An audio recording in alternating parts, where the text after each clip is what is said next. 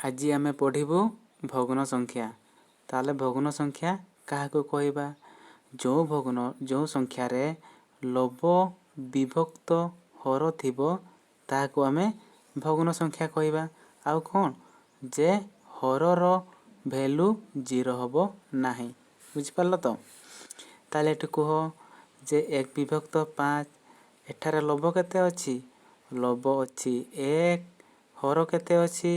हर अछि 5। ताले आमे 1 विभक्त 5 टाको गोटे भग्न संख्या कहिबु।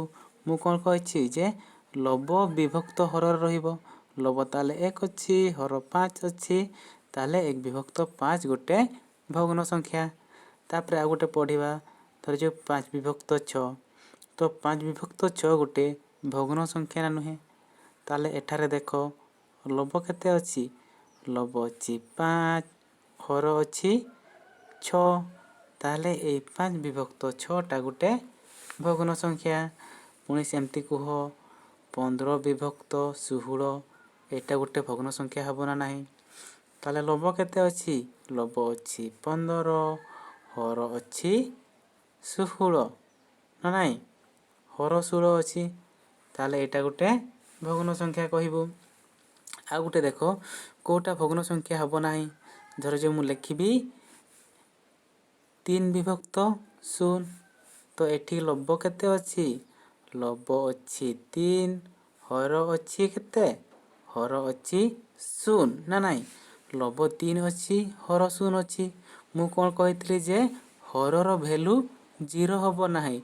जदि हरर भैल्यू 0 ताले एटा गोटे भग्न संख्या कहिबु नाही। काहे कि एठी लव हरर भैल्यू केते अछि? 0 अछि। ताले एटा गोटे भग्न संख्या नुहे। आ गोटे देखो धरा जो 5 विभक्त 0। ताले लव केते अछि?